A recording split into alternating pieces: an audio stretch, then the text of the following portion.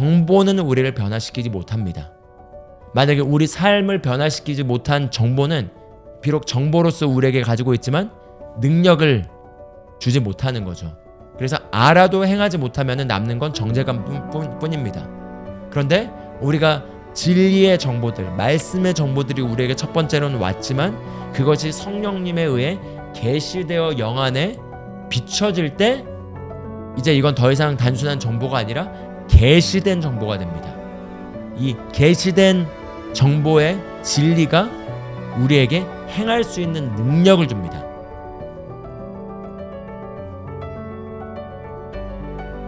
신앙생활을 오래 하게 되면은 겪게 되는 딜레마가 있습니다. 그 딜레마는 무수히 많은 설교와 또 성경 읽기와 성경 공부를 통해서 말씀에 대한 지식이 생기고 하나님 안에서 바른 방향을 알게 되지만 삶이 그것을 따라가지 못하게 되는 거죠. 그런 딜레마를 신앙생활을 하신 분들이라면 다 겪어 보셨을 것이고 또 지금도 겪고 계신 분들이 많이 있을 것입니다.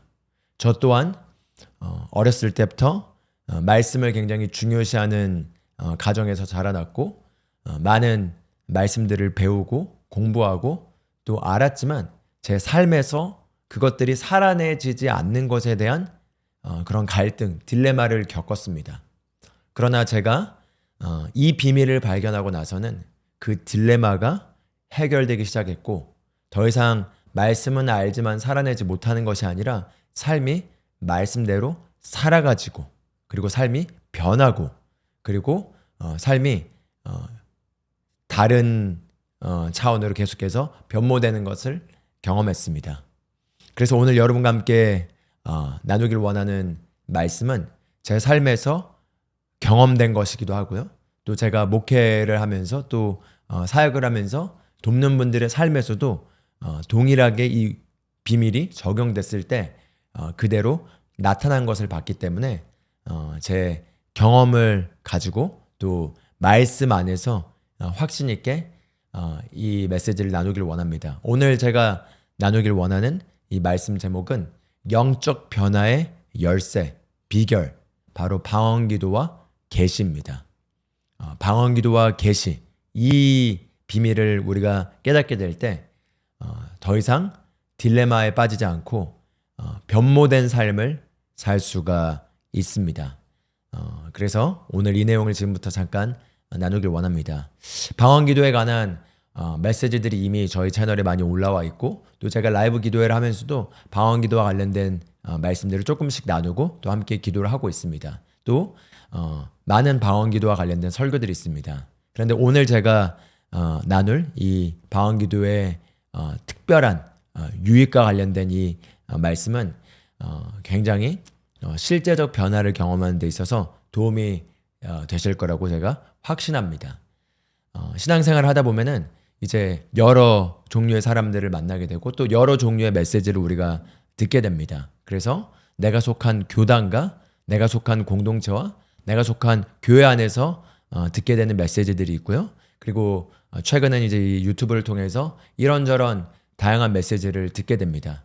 그런데 종종 이렇게 성령 충만하고 방언을 말하는 그런 이제 이 메시지를 향해서 오는 비판들이 있습니다. 특히 이제 말씀을 조금 더 강조하고 그리고 성령의 역사나 성령의 사역에 대해서 닫혀 있는 그런 교단이나 그런 메시지 안에서는 이 방언기도하는 사람들을 통해 비판하면서 뭐 교리적인 부분을 제가 얘기하진 않겠지만 그냥 삶에 나타난 열매적인 부분에서 저 사람들은 매일 방언으로 기도하고 기도를 열심히 한다고 하는데 하는 행동들을 보면은 또는 삶에 나타난 모습들을 보면은 조금도 성숙하지 못하고 말씀이 어떤 삶의 열매로 나타나지 못하고 캐릭터가 성품이 인격이 전혀 따라가지 못한다. 이런 비판을 종종 하는 것을 듣게 되기도 하고요. 저도 또한 그런 그룹 안에 있었기 때문에 그런 비판을 종종 하곤 했습니다. 기도를 정말 열심히 하고 막 방언기도 많이 하고 은사가 나타나고 기도원에 있고 하는데 하는 행동이나 어떤 인격을 보면은 전혀 성경에서 말하고 있는 성경적 말씀적 인품을 맺지 못하는 걸 보면서 이 방언기도나 이런 은사적인 것들, 또 성령의 어떤 역사들, 이런 것들을 터부시하게 되는 거죠. 예. 그래서 그런 비판들에 대해서도 왜 그런 비판이 나온지, 그리고 방언기도가 어떻게 적용될 때 성경에서 말하는 그런 변화와 그런 열매를 바르게 맺게 되는지, 이런 것들을 좀 같이 나눠보길 원합니다. 그런데 또 반대편으로 이 성령의 역사를 무시하고 방언기도를 하지 않는, 대신 그러나 말씀을 강조하는 그룹들을 보면은 말씀을 강조하고 말씀을 많이 말하지만 자칫 잘못하면은 바리새인이나 서기관처럼 율법적이거나 종교적으로 빠지게 되고, 말씀은 많이 알지만 실제로 삶에서는 결국은 또 말씀을 살아내지 못하기 때문에 항상 거기에 대해서 정죄감이나 어떤 말씀에 대한 열등감이 있게 되고, 또 살아내지 못하는 그 기준과 잣대로 다른 사람도 바라보고 그렇게 정죄하고 정죄를 받고, 그리고 거기에 대해서 어떤 회개의 메시지로 회개를 강조하거나, 또는 지나친 은혜의 메시지로 이런 것들을 다 그냥 무시하고 그냥 은혜만 얘기하게 되는 그런 극단적인 경향이 나타나게 되는 경우도 있습니다. 그래서 다 극단적으로 가게 되면은 문제가 있게 되죠. 그러나 하나님의 말씀을 우리가 올바르게 분별하고 그 말씀에서 말하는 거를 우리가 그대로 적용하면은 극단적인 어떤 지나친 나타남 없이 성경에서 말하고 있는 그런 올바른 열매가 우리 삶에 맺어질 수가 있습니다. 그래서 오늘 그런 내용들을 함께 참고해서 나누길 원하고요. 말씀들을 통해서 말씀이 무엇을 말하고 있는지, 그리고 그 말씀이 우리 삶에서 적용돼서 그 안에서 우리가 이 성령의 사역과 말씀의 사역에 내어드릴 때 어떤 변화를 경험할 수 있는지 같이 봐보도록 하겠습니다. 먼저 첫 번째로는 골로새서 2장 6절에서 7절 말씀을 잠깐 한번 봐보겠습니다. 골로새서 2장 6절에서 이렇게 얘기합니다. 그러므로 너희가 그리스도 예수를 주로 받았으니 그 안에서 행하되 그 안에 뿌리를 박으며 세움을 받아 교훈을 받은 대로 믿음에 굳게 서서 감사함을 넘치게 하라. 이렇게 권면을 하고 있습니다. 그리스도 예수 안에서 뿌리를 박으며 세움을 받아, 이렇게 얘기하고 있죠. 그리스도 예수 안에서 뿌리를 내리고 그리고 세움을 받아라고 얘기하고 있는데, 우리가 어떻게 하면 그리스도 안에서 뿌리를 내리고 또한 세움을 받을 수 있을까요? 여기서 세움을 받다라는 단어의 그 어원을 보면은 에포오이코도메라는 그 단어가 나와 있는데요. 그 단어의 뜻을 보면은 집을 건축하다, 건물을 세우다, 그 기반에서부터 건축물이 세워지다, 그런 뜻을 담고 있습니다. 그래서 그게 세우다라는 단어로 이렇게 표현된 거죠. 그래서 우리가 성경 말씀, 특히 신약의 말씀을 보면은 특히 사도 바울의 편지를 통해서 두 가지 측면에서 우리가 그리스도 안에서 세워질 수 있음을 보여주고 있습니다. 어떤 것이 우리를 그리스도 예수 안에서 세울 수 있는지를 한번 잠깐 봐보길 원하는데요.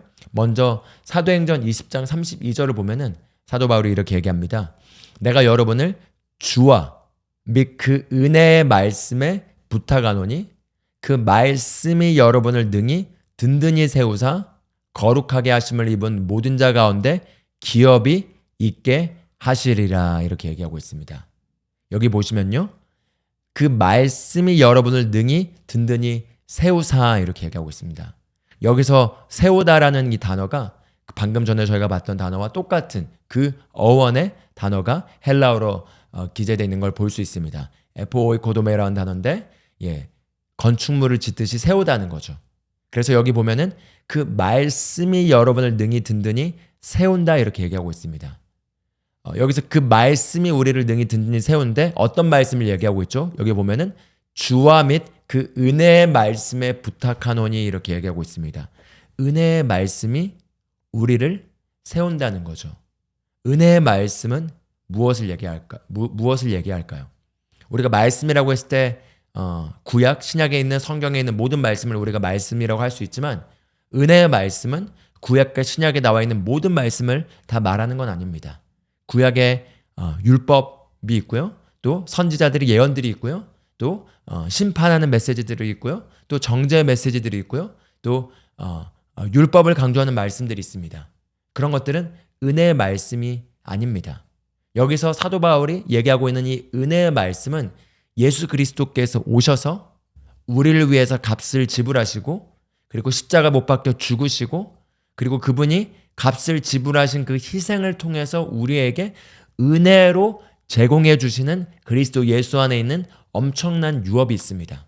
그래서 특히 바울이 쓴 서신서에 나타난 편지들에서 그리스도 안에서 우리에게 있게 된 그 유업을 보여주고 있습니다.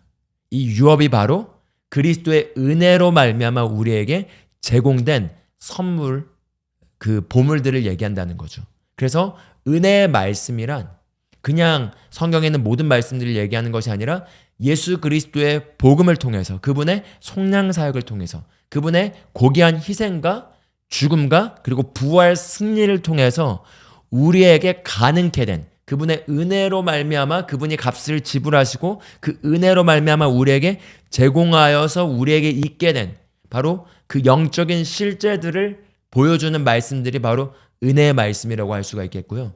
이 은혜의 말씀이 우리를 능히 든든히 세운다 이렇게 얘기하고 있습니다. 그리고 또 뒷부분을 보면요. 거룩하게 하심을 입은 모든 자 가운데 기업이 있게 하시리라 이렇게 얘기하고 있습니다. 거룩하게 하심을 입은 모든 자는 바로 믿는 자인 저와 여러분을 얘기합니다. 믿는 자인 저와 여러분에게 기업을 준다는 거죠. 여기서 이 기업이란 게 유업을 우리에게 준다는 건데 이미 우리는 그리스도 예수 안에서 하늘에 속한 모든 영적인 복으로 복을 받았고 유업을 받았습니다. 영적인 위치에서 저와 여러분이 이미 복을 받았습니다. 그런데 영적인 영역에서 이미 우리가 받은 그 복, 그 유업이 우리 삶에서 실제적으로 나타나는 데 있어서 그 역할을 하는 것이 바로 은혜의 말씀이라는 거죠. 그래서 그 은혜의 말씀이 우리를 세우고 그리고 우리에게 속한 그 유업이 실제적으로 나타나고 경험되게 하도록 한다는 것을 얘기하고 있습니다. 그렇기 때문에 은혜의 말씀을 알고 그 은혜의 말씀 안에서 우리가 세워질 수 있다는 것을 보여주고 있습니다.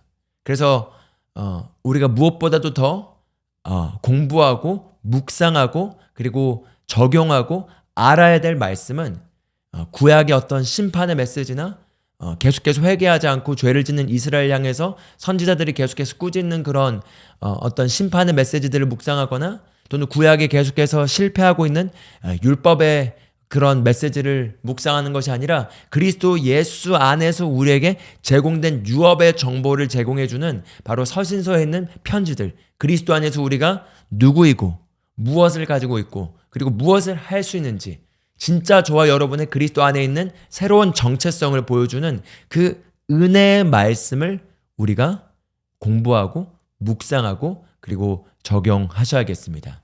그래서 이 은혜의 말씀이 우리를 세운다 이렇게 얘기하고 있습니다. 제가 굉장히 중요한 첫 번째 기둥을 얘기했습니다. 바로 은혜의 말씀이 우리를 세운다는 거죠. 그래서 여러 말씀을 많이 공부하면서 10년, 20년 말씀을 공부해도 삶에 변화가 없는 것보다 이 은혜의 말씀을 파고들고 그 은혜의 말씀을 묵상하고 그 은혜의 말씀을 계속해서 들여다볼 때 변화가 일어날 것입니다. 그리고 두 번째, 은혜의 말씀이 우리를 세운다는 것을 제가 잠깐 나눴고요. 두 번째로 제가 나누고 싶은 것은 고린도전서 14장 4절에 나와 있습니다. 여기 14장 4절을 보면 이렇게 얘기합니다. 방언을 말한 자는 자기 덕을 세우고 예언한 자는 교회의 덕을 세우나니 이렇게 얘기하고 있습니다. 여기 앞부분을 보면요. 방언을 말한 자는 자기 덕을 세우고 이렇게 얘기하고 있습니다. 여기서 이 세우다라는 단어도 오이코도메오라는 단어가 쓰였고 방금 전에 우리가 봤던 그 단어들과 같은 어원의 의미를 가지고 있습니다. 우리 자신을 세운다. 건물의 기반에서부터 기초에서부터 건축하듯이 우리를 세운다. 그 뜻을 담고 있는 그 단어가 여기 쓰였다는 거죠. 그래서 여기 나와 있는 것처럼 방언을 말한 자는 무엇보다도 자기 자신의 덕을 세운다 이렇게 얘기하고 있습니다. 즉 방언 기도의 역할은 나 자신의 덕을 세운다는 거죠. 나 자신을 건축한다는 거죠. 나 자신을 그 건물의 기초에서부터 건축물이 지어지듯이 세워서 쌓아 올린다는 거죠. 할렐루야. 그래서 방언 기도가 이 은혜의 말씀과 함께 우리를 건축하고 우리를 세우는 중요한 성경에서 보여주고 있는 그 통로, 바로 방법임을 보여주고 있습니다. 그래서 방언으로 기도할 때 나 자신이 세워지는 것을 경험하게 됩니다. 그리고 은혜의 말씀을 묵상할 때 그 말씀이 나 자신을 세우는 것을 경험할 수 있습니다. 그래서 이 두 가지가 반드시 같이 가야 합니다.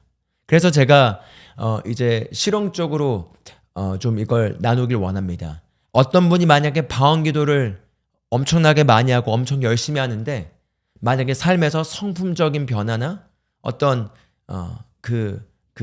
성경의 어떤 성령의 열매가 맺어지는 것이 만약에 보여지지 않다면은 그것은 방언 기도가 문제가 아니라 방언 기도와 함께 같이 해야 될 다른 것들을 하지 않았기 때문에 그런 것입니다. 바로 은혜의 말씀을 같이 함께 가져가야 된다는 거죠. 그래서 제가 이렇게 비유를 드리길 원합니다. 건물이 지어지기 위해서는 예를 들어 벽돌집을 한번 지은다고 생각해 보면 좋겠습니다. 벽돌집을 짓기 위해서는 벽돌이 필요하죠. 벽돌이란 재료가 반드시 있어야 됩니다. 그리고 그 벽돌이란 재료가 있을 때 그 벽돌들을 이렇게 쌓아 올려서 이 벽돌집, 벽돌 건물이 지어질 수 있는 거죠. 그럼 은혜의 말씀이 우리에게 하는 역할은 마치 벽돌의 재료들을 제공하는 것과 같습니다. 그럼 방언 기도가 하는 역할은 이 재료로 제공된 이 벽돌들이 바른 위치에 놓여져서 건축물이 지어지게 하는 역할을 하는 것이 바로 방언 기도가 하는 역할이라고 할 수가 있겠습니다. 그렇기 때문에 방언 기도는 열심히 하지만 만약에 말씀을 내가 가지고 있지 않다면은 건물을 지을 재료가 없는 거죠. 그렇기 때문에 방언 기도를 열심히 하면 성령의 어떤 뜨거움을 느끼고 그리고 어떤 방언 기도를 많이 하다 보면 지금 여기서 나누지 않겠지만 성령의 은사들이 나타난 것들을 경험할 수 있습니다.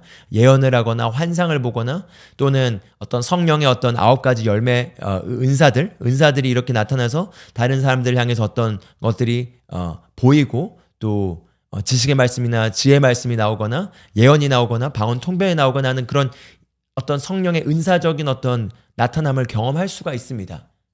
그렇지만 만약에 말씀이 같이 와 있지 않다면은 나 자신의 개인을 세움에 있어서는 그 말씀이라는 재료를 통해서 내가 세워져야 되는데 말씀의 재료가 없기 때문에 세워지지 못하고 그냥 제자리 걸음할 수 있을 거라는 거죠.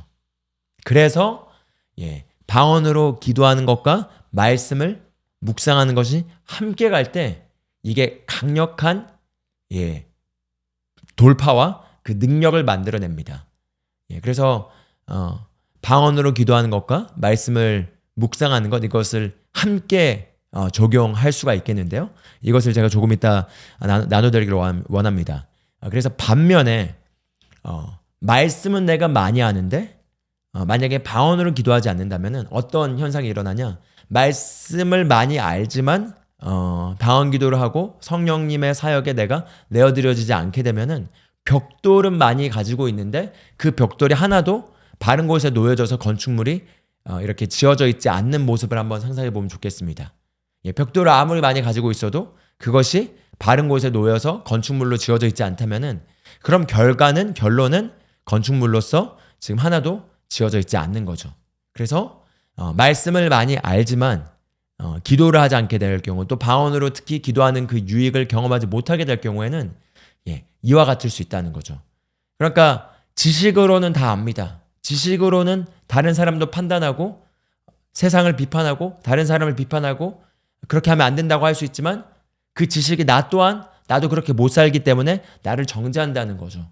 그런데 이 은혜의 말씀이 방언 기도와 함께 결합되게 되면은 말씀으로 말미암아 내가 세워져서 내가 머리로 아는 것이 아니라 삶에서 실제가 되어 경험되게 됩니다. 그래서 제가 이와 같은 변화를 경험했는데요. 어렸을 때부터 저희 그 가정의 신앙의 배경이 말씀을 굉장히 강조하지만 이렇게 방언으로 기도하지 않고 또 성령의 역사를 이렇게 강조하지 않는 그런 공동체에서 제가 자라났습니다. 그러다 보니까 어렸을 때부터 말씀을 암송하고 말씀을 배워서 말씀을 많이 안 거죠. 근데 말씀을 많이 알아서 말씀을 통해서 무엇이 옳고 그름인지는 알고 있지만 삶에서 제 행동은 실제로는 그렇게 말씀대로 살아가지지 않는 거죠. 특히 제가 성인이 되고 예수님을 인격적으로 강하게 만나고 예수님을 제 삶에 주님으로 진실되게 모셔드리고 나선 더더욱 말씀대로 살길 원했는데 돌아오는 결과는 계속해서 실패, 또 넘어짐, 무너짐, 그로 말미암은 좌절, 정죄감, 수치심, 열등감, 계속해서 반복되는 그 누적된 실패로 말미암아 자신의 그 영역들을 포기하게 되는 그런 결과였습니다. 말씀은 분명히 아는데 삶에서 살아내지지가 않는 거죠. 그러다 제가 이제 이 새로운 피조물의 계시를 알게 되면서 은혜의 말씀을 알게 됐습니다. 재미있는 건요, 제가 믿음의 말씀을 통해서 이런 믿음과 또 새로운 피조물과 그리스도 안에 있는 정체성의 말씀들을 읽고 그리고 이 은혜의 말씀에 대한 정보들이 들어왔습니다. 그래서 아마 여러분도 좀 이걸 경험하셨을지도 모르겠습니다. 그 책을 읽고 또는 그런 설교를 듣고 은혜의 말씀을 깨닫게 되고 그리스도 안에서 정체성을 깨닫게 돼서 와 하면서 빛이 밝아지면서 좋았는데 그게 오래가지 못하는 거예요. 머리로는 내가 그리스도 안에서 새로운 피조물이 되었고 모든 것을 가지고 있고 능력을 가지고 있고 지혜를 가지고 있고 의롭게 되었고 그걸 머리로는 알겠는데 실제 삶에선 여전히 죄가 저를 주관하고 있고 실제 삶에선 여전히 육신에 치이고 있고 실제 삶에선 여전히 육신이 저를 지배하면서 그 고질적인 한계를 돌파하지 못하는 어떤 그런 딜레마를 경험하고 있는 거죠. 그래서 머리로는 이 새로운 피조물의 메시지를 어느 정도 알고 있는데 삶에서는 그게 나타나지 않는 그런 딜레마를 경험했습니다. 그러다 제가 이제 본격적으로 좀 제대로 훈련을 받길 원해서 이렇게 이제 그 당시 제가 청년 때 교회로 옮기고 또 아예 이제 거기서 제가 훈련을 시켜달라고 이렇게 부탁을 하면서 그 당시 청년부 전도사님이 저에게 제시했던 과제는 방언으로 기도를 열심히 하는 것. 제가 정말 변화를 원하기 때문에 좀 강하게 훈련시켜달라고 하자 방언 기도를 하루에 3시간씩 해보라고 숙제를 내줬습니다. 그때 제가 정말 절실했기 때문에 방언 기도를 할 줄 알았지만 방언 기도를 정기적으로 꾸준히 하지 않았습니다. 그런데 방언 기도를 해야 된다는 걸 알았고 이제 하기로 결단을 한 거죠. 그래서 제가 방언 기도를 시작했습니다. 방언 기도를 시작했는데 제가 굉장히 영적으로 그 당시 좀 둔하고 그리고 혼으로 지성으로 너무나 신앙생활을 기능하는 것에 익숙해 있었기 때문에 제가 책을 읽거나 또 말씀을 보거나 설교를 듣거나 하는 건 좋아했지만 방언으로 기도한 건 정말 너무 싫어했어요.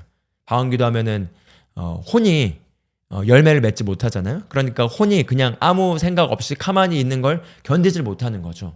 그래서 방언으로 원래 기도를 10분 이상 하지도 못했는데 이제 3시간을 하려고 해야 되기 때문에 이제 목표를 잡고 기도를 하기 시작했던 거죠. 아무리 기도를 해도 막 2시간이 지난 것 같고 1시간이 지난 것 같은데 10분밖에 안 지나겠고 거기에서부터 제가 시작을 했습니다.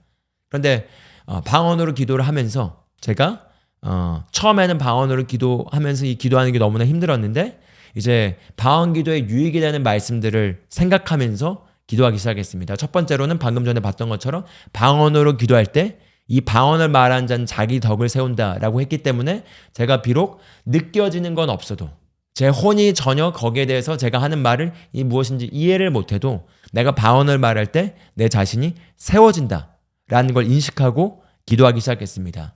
또 보시면은 고린도전서 14장 14절에 보면은 내가 만일 방언으로 기도하면 나의 영이 기도하거니와 이렇게 얘기하고 있습니다. 그래서 내가 방언으로 기도할 때 내 영이 기도하기 때문에 내가 이제껏 혼으로 지적으로만 신앙생활을 열심히 해왔지 내 영이 정말 하나님의 능력으로 강건해져서 그 가운데서 영에서부터 이렇게 다스리는 신앙생활을 하지 않았기 때문에 내 영은 지금 완전히 영적으로 어리고 이것이 지금 세워지고 강건해져야 된다라는 인식을 가지고 제가 정말 방언기도 하기 싫고 정말 그만두고 싶은 유혹이 될 때마다 이런 말씀들을 인식하면서 꾸준히 방언으로 기도하기 시작했습니다. 그래서 훈련이기 때문에 좋든 싫든 해야 되는 거죠. 그래서 제가 꾸준히 1시간, 2시간, 3시간까지 늘려서 방언으로 기도하기 시작했습니다. 그런데 첫 일주일은 너무 힘들었는데 이제 2주일, 3주일, 4주일 이렇게 시간이 지나가면서 방언으로 꾸준히 2시간, 3시간 기도하자 변화가 일어나기 시작합니다. 어떤 변화가 일어났냐면요. 머리로 깨닫고 알았던 그 은혜의 말씀들과 또 이 성경 말씀들, 어렸을 때부터 많이 듣고 경험하고 또 배워왔던 그 말씀의 지식들이 하나하나 마치 껍질이 벗겨지면서 그 안에 있는 그 진짜 영적인 열매가 보이는 것처럼 말씀이 계시되기 시작하는 거예요. 이 계시라는 게 어떤 하나님께 직통 계시를 받아서 성경에 없는 새로운 얘기를 받았다, 그게 아니라 말씀에서 말하고 있는 것이 지적인 영역에서 이해되는 것이 아니라 영 안에서 그것이 깨달아지게 되는 그런 변화를 경험하기 시작한 거죠. 그래서 방언으로 기도하기 시작하면은 처음에는 막 혼이 난리되고 막 집중을 못 했는데 그걸 제가 좀 연습하기 위해서 그냥 말씀 한두 가지를 붙잡고 그 말씀을 생각하면서 방언으로 기도하기 시작했습니다. 처음에는 방언으로 말하는 자는 사람에게 하지 아니하고 하나님께 하나니. 여기 고린도전서 14장 2절을 보면 이렇게 얘기합니다. 사람에게 하지 아니하고 하나님께 하나니. 이는 알아듣는 자가 없고 영으로 비밀 말함이라. 그럼 이 말씀을 그냥 생각하면서 방언으로 계속 기도하는 거죠. 방언 기도의 유익에 대한 말씀들을 먼저 생각하면서 제가 기도를 했습니다. 사람에게 하지 아니하고 하나님께 하나니 이는 영어로 신비를 말함이라. 이걸 생각하면서 방언으로 계속 기도하는 거죠. 마라바 고야라바 고야라바 까쉐카 고라바. 방언을 말한 자는 자기 덕을 세우나니. 방언을 말한 자는 지극히 거룩한 믿음 위에 자기 자신을 세우나니. 방언을 말한 자는 그 영어로 신비를 말하고 그 영이 기도하거니와. 이걸 인식하면서 방언으로 계속 기도하는 거죠. 성령의 충만함을 따라 그들이 다 성령의 말하게 하심을 따라 새 언어, 새 방언을 말하기를 시작하더라. 이런 말씀들을 인식하면서 방언으로 계속 기도하는 것입니다. 그래서 방언으로 이렇게 기도하다 보니까 어느 시점부터는 하나님께서 방언으로 기도할 때 저에게 어떤 떠오르는 말씀들을 주시는 거예요. 그럼 그 떠오르는 성경 말씀들을 주시면 그 말씀들을 붙잡고 그 말씀을 생각하면서 방언으로 기도를 계속했습니다. 그렇게 방언으로 계속 기도를 하니까 한 3주, 4주가 지날 때부터 제 안에 변화가 찾아오기 시작합니다. 첫 번째로 어떤 변화가 일어났냐면요. 저 자신의 자아상이 그 당시 어떻게 형성되어 있었냐면 제 학벌, 제가 세상에 이뤄놓은 성취들, 또 제가 세상에서 실패했던 것들, 또 이뤘던 것들, 또 사람들이 저에 대해서 얘기하는 사람들의 의견, 또 사람들과 사회 속에서 발견된 어떤 저의 어떤 성품, 캐릭터, 성격 이런 것들이 맞물려서 나는 이래라고 하는 그 조규성의 자아상이 방언으로 기도를 하고 기도를 하면서 특히 이제 고린도후서 5장 17절 말씀을 함께 묵상하면서 그 사람이 진짜 내가 아니구나.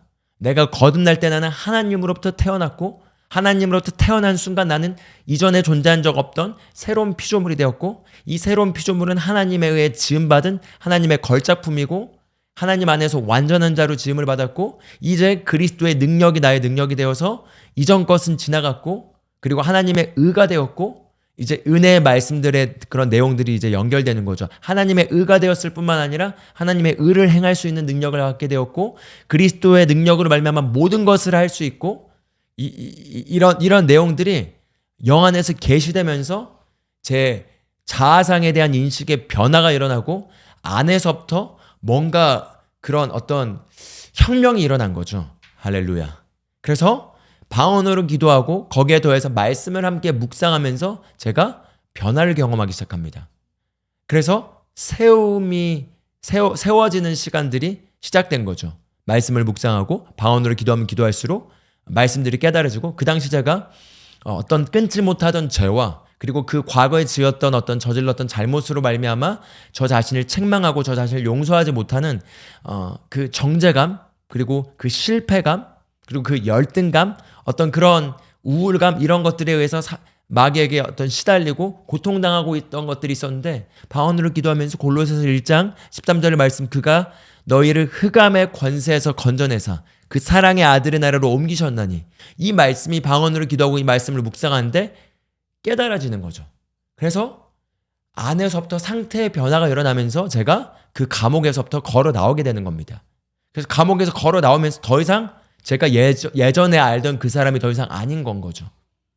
예전에는 머리로는 하나님이 나를 용서하셨고 나를 의롭게 하셨고 이제 내가 의로운 삶을 살 수 있다라는 게 머리로는 알아졌어도 내면 깊숙한 곳에선 여전히 나를 볼 때 나는 부족하고 연약하고 죄인이고 과거에도 실패했고 이거는 계속해서 실패하고 있었고 이건 절대 극복하지 못했고 하는 어떤 그런 것들이 다 그냥 파괴되고 더 이상 그게 저라고 여겨지지 않고 그 사람은 죽고 끝났고 나는 새롭게 되었다. 이게 계시로 깨달아져서 제 안에서 올라오는 거죠. 그런 변화를 경험하면서 제가 제 과거로부터 또 제 한계로부터 제 과거의 연약함으로부터 완전히 걸어 나오면서 이제 하나님이 저를 지으시고 하나님이 저를 통해 하시고자 하는 그 목적과 사명을 따라서 제가 걷기 시작합니다. 그게 정확하게 16년 전이고요. 2010년도에 일어났던 일이고요. 그 전까지는 제가 신앙생활하면 항상 업앤다운의 신앙생활로서 쳇바퀴 돌리듯이 항상 그 똑같은 수준에서 넘어가지 못하고 한계 가운데서 절름발이와 같은 신앙생활을 했다가 정확하게 그 16년 전에 이 방언으로 기도하고 말씀을 묵상하는 것을 적용하고 그걸 꾸준히 하기 시작하면서 매일매일 그리고 매년 발전하기 시작하면서 여기까지 왔습니다. 할렐루야. 예. 그리고 제가 이것이 바로 성경 말씀에 있는 것이고 이게 제 자신에게 경험되었기 때문에 제가 목회를 하면서 성도들을 또 섬기면서 동일하게 이걸 훈련시켰을 때 방언으로 꾸준히 기도하고 은혜의 말씀을 묵상하면서 변하지 않는 사람을 보지 못했습니다. 변하지 않는다면 보통 이걸 하지 않기 때문입니다. 그래서 제가 확신 있게 권면드리고 싶은 것은 방언으로 기도하시면서 거기에 더해서 은혜의 말씀을 함께 묵상하십시오. 여기 보시면요. 성경은 하나님의 말씀은 마치 씨앗과 같다고 얘기합니다. 그래서 예수님께서 말씀은 씨앗이고 우리의 마음이 밭이고 씨앗이 뿌려졌는데 그 씨앗이 잘 열매 맺는 밭에 뿌려졌을 때 30배, 60배, 100배 열매 맺는다고 얘기하고 있죠. 그런데 많은 경우 씨앗이 뿌려졌는데 열매를 맺지 못하고 돌짝밭에 뿌려지거나 길가에 뿌려지거나 가시덤불에 뿌려져서 열매를 맺지 못합니다.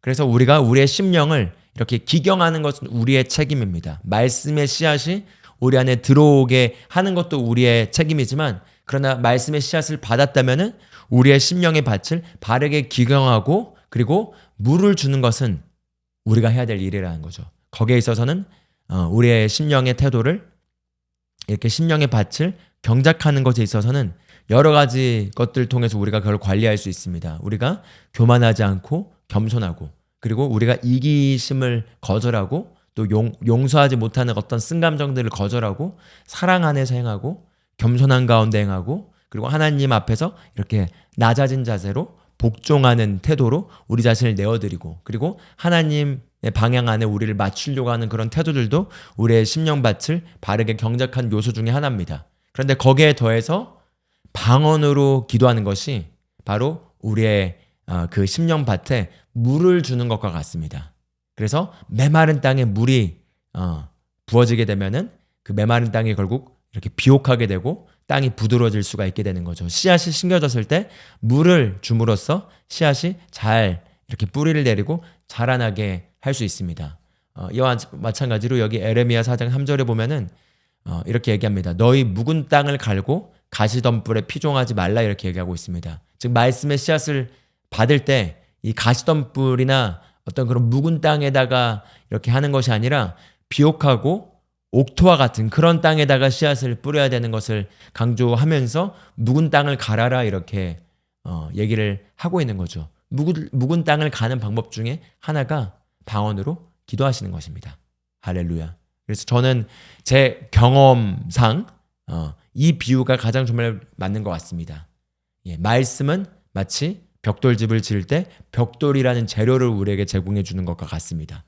그런데 방언으로 기도를 하게 되면 이 방언 기도를 통해서 우리 안에 거하신 성령님께서 우리를 세우는 작업을 하면서 그 곳곳에 펼쳐져 있는 그 하나님의 재료, 말씀의 재료인 벽돌들이 바른 곳으로 놓이기 시작하면서 실제적으로 집이 건축되는 것들을 경험하게 됩니다. 그리고 여러분의 집이 건축되게 되면은 부인할 수 없는 삶의 성품적 증거로 또 삶의 영향력의 변화로 또 삶의 상태의 변화로 변화가 일어나는 것을 반드시 경험하게 됩니다. 그렇기 때문에 고린도전서 14장 15절에 이렇게 얘기합니다. 14절에 먼저 보면요. 이렇게 얘기하죠. 내가 방언으로 기도하면 나의 영이 기도하거니와 나의 마음은 열매를 맺지 못한다. 이렇게 얘기합니다. 이걸 가지고 열매 맺지 못하니까 방언기도 하지 마. 이렇게 또 극단적으로 가는 게 있는데 문맥을 보면은 그게 아닙니다. 그래서 방언으로 하는 기도는 우리의 영이 우리의 혼을 바이패스해서 그냥 통과해서 하나님께 직접 하는 기도이기 때문에 통변이 없다면, 방언에 대한 통역이 없다면 우리의 혼은 당연히 깨닫지 못하기 때문에 열매를 맺지 못한다는 거죠. 그렇지만 내 혼이 열매를 맺지 못한다고 해서 아무 일도 안 일어나는 게 아닙니다. 방언으로 기도할 때 내 자신이 세워지게 됩니다. 내 혼은 열매를 맺지 못하더라도 내 자신은 세워지게 되고요. 거기에 더해서 15절에 그럼 이렇게 얘기합니다. 내가 어떻게 할까? 내가 영으로 기도하고 또 마음으로 기도하며, 여기서 마음으로 기도한다는 게 내가 이해할 수 있는 그 이해의 언어로 기도하고 이걸 얘기하고 있는 것입니다. 그래서 제가 권면드리는 것은요, 방언으로 기도하면서 말씀 한두 구절을 붙잡고 그 말씀을 묵상하시면서 그 말씀을 생각하시면서 방언으로 기도하실 것을 추천드립니다. 예를 들어 1시간 기도한다면은 많은 말씀을 보지 마시고요. 한두 구절 나에게 지금 은혜가 되는 말씀이 있다면 그 말씀을 붙잡고 그 말씀을 계속 생각하면서 방언으로 기도하는 거죠. 그리고 방언으로 기도하면서 성령님 이 말씀을 깨닫게 해주시고 이 말씀이 내게 계시되게 하여 주시옵소서라는 마음을 가지고 계속 기도하십시오. 그럼 어떤 일이 일어나냐? 정보는 우리를 변화시키지 못합니다. 만약에 우리 삶을 변화시키지 못한 정보는 비록 정보로서 우리에게 가지고 있지만 능력을 주지 못하는 거죠. 그래서 알아도 행하지 못하면 남는 건 정죄감 뿐입니다.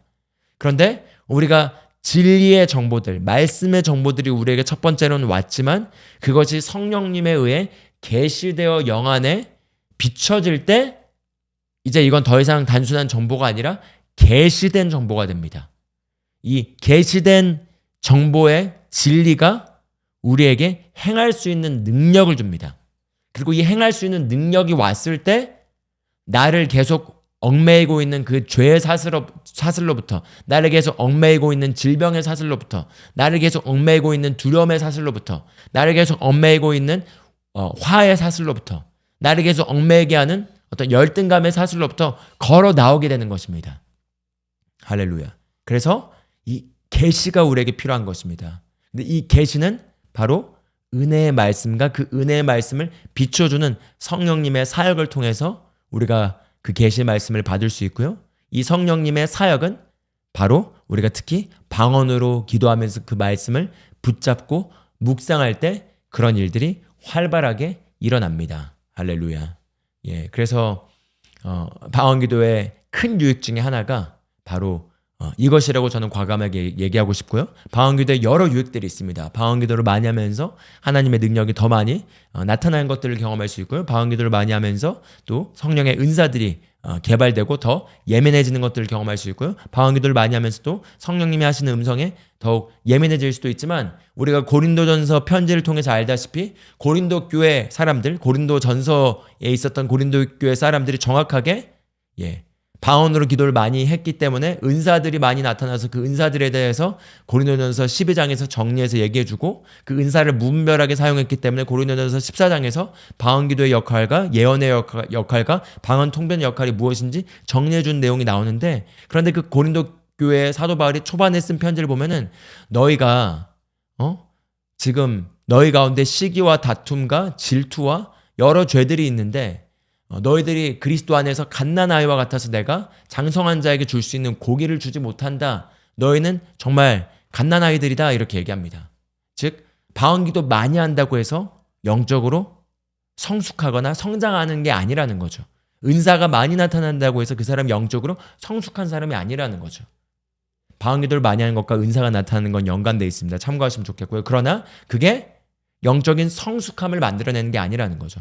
영적인 성숙함은 말씀이 계시되어서 그것이 나의 성품을 바꾸고 나의 캐릭터를 바꾸고 그로 말미암아 내 안에 그 성령의 열매, 갈라디아서 5장 22절에서 23절에 나오는 그런 성령의 열매가 내 인격과 나의 모든 것 가운데 풍성히 맺어질 때 그때 영적으로 장성한 자로 우리가 변하는 것입니다. 그리고 그것은 방언으로 기도하면서 바른 말씀이 우리 가운데 비춰질 때 그때 그런 변화가 일어난다는 거죠.